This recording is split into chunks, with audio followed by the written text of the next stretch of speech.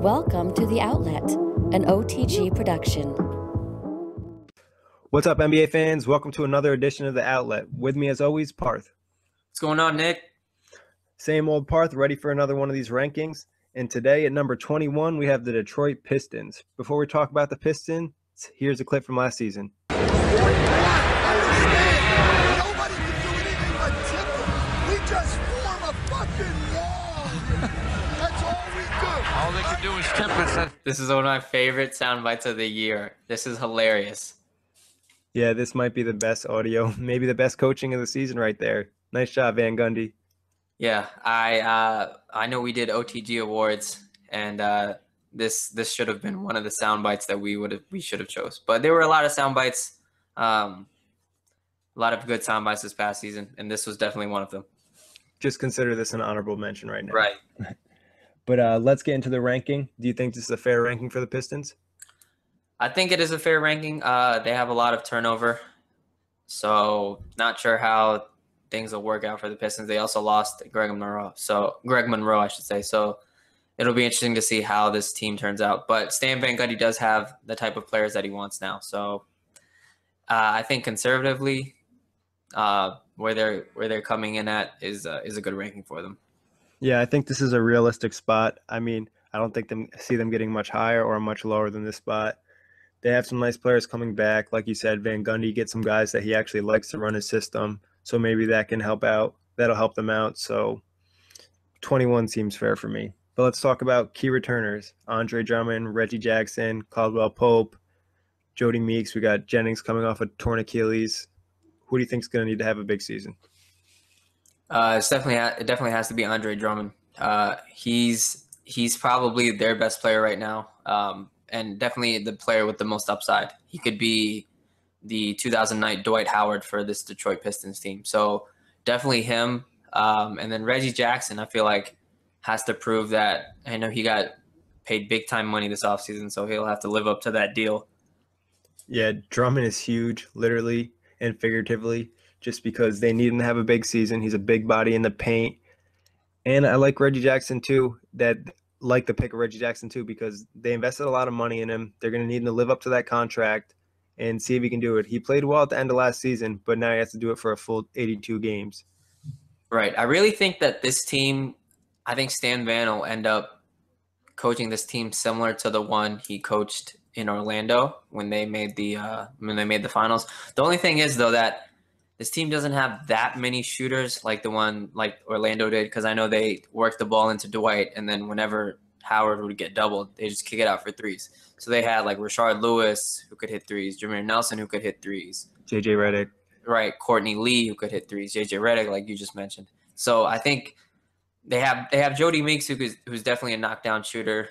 Reggie Bullock is a shooter, but I mean he hasn't gotten much burn in the NBA. Danny Granger, but who knows what Danny Granger has left?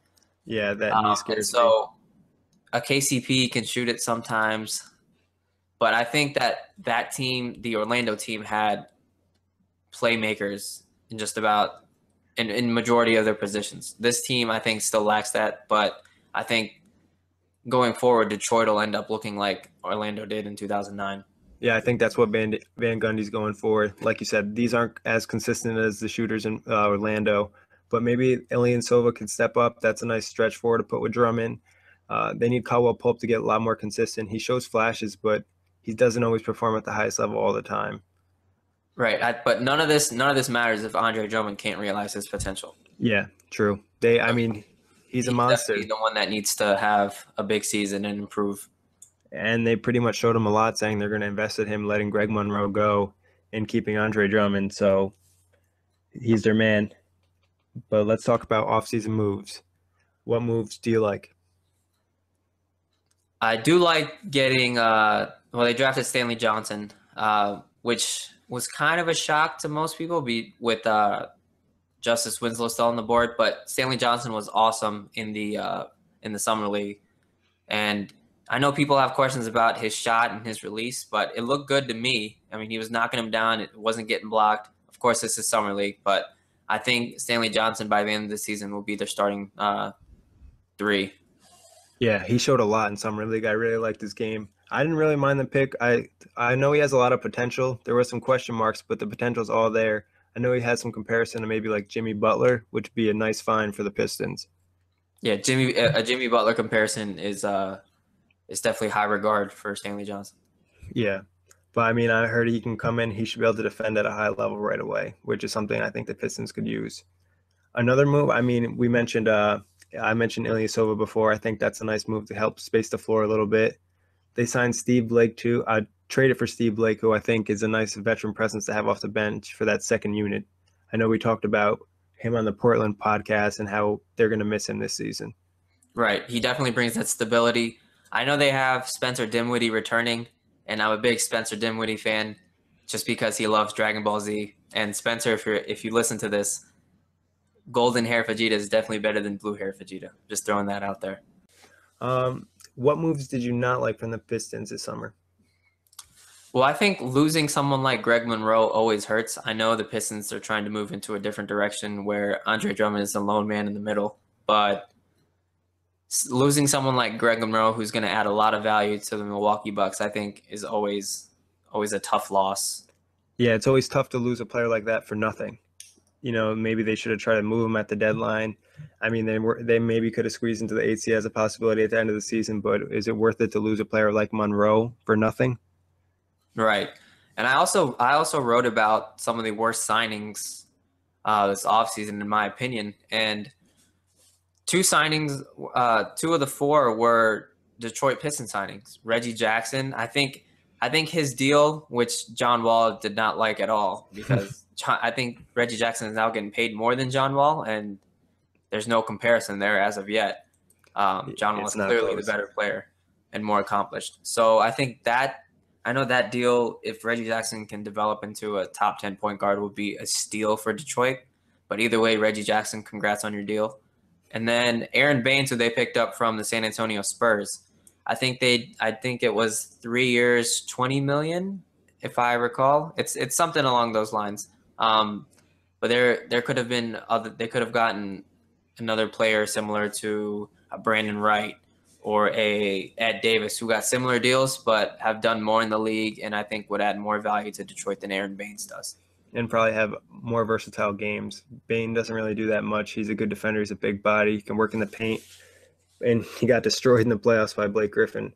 One thing about Baines, though, is that his basketball IQ is high coming from the San Antonio Spurs. So that's one area that's a big positive. And with the Reggie Jackson signing, I mean, they just invested a lot in him. They're putting a lot of money into him, so hopefully it turns out for them.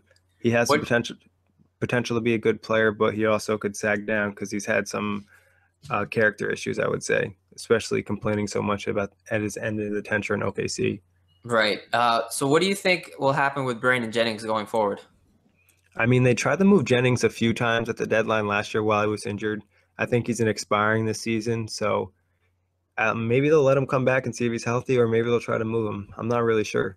He was playing great basketball before he got hurt. Yeah, he had some of his best games of the season just right before he got hurt, too. It's sad to see him go down like that. And Achilles tears are tough. Yeah, I'm always rooting for Brandon Jennings just because I saw him play when he was at Oak Hill as a junior, and always liked his game. He's flashy, but I think he's toned it down a little bit, and now is really developing into a solid point guard. So hopefully he can return from this injury strong. Yeah, I mean, he came in the NBA with a bang when he had that 50-point game. I just wish to see he could get back to that. It'll be tough with this injury, though. But let's talk about X Factor. The X Factor for this team, I think, will be we'll go bold and go with KCP. I think he was a lottery pick a couple of seasons ago, and now he really needs to show that, hey, my game has evolved. I can be a good two guard in this league. He has the height, he has the athleticism, and he can shoot the ball relatively well. So I think him taking the next step as far as being a more efficient scorer will definitely help this team out. Yeah, I would say that's a pretty good pick right there. Consistency is the issue for him. If he can put it together for a full 82 games, I think that'd be big for the Pistons. But I'm going to go with Reggie Jackson as my X Factor. If he can average 20 points and close to 10 assists like he was doing at some points at the end of last season with the Pistons, I think he could be huge for them. And they invested the money, so if he plays well, the Pistons will probably be a pretty good team. If he plays bad, the Pistons will probably be a bad team. Right. Just because I you know don't know that about Brandon Jennings. I know that he had like his stats were good at the end of last season, but it didn't really translate to wins. So I don't know if that was just because Detroit was playing really good teams or if they were still struggling with chemistry. I didn't really watch those games, but I know that they lost, but he did well. So it'd be interesting to see if doing well this upcoming season as your X factor, that can translate to wins as well. Yeah, I mean, not only get the numbers, but he also needs to take better care of the ball, and just sometimes he gets a little ISO happy and he needs to work onto his teammates. He kind of has that mentality once in a while, just put your head down and get in the paint. But I think that he needs to be big for them, especially if they're going to put that type of money into him. But let's talk about best case scenario for the Pistons. Best case scenario, I think they can probably make the playoffs as the 8th seed, 7th or 8th seed. I think the top 6 or 7 are pretty much set in the East, and so it'll be, I think, 3 or 4 teams fighting for the last 2 spots.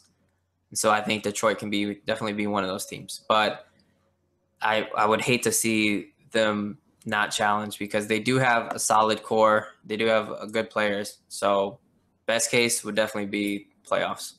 Yeah, I would agree with that. Best case would be playoffs. Andre Drummond takes over.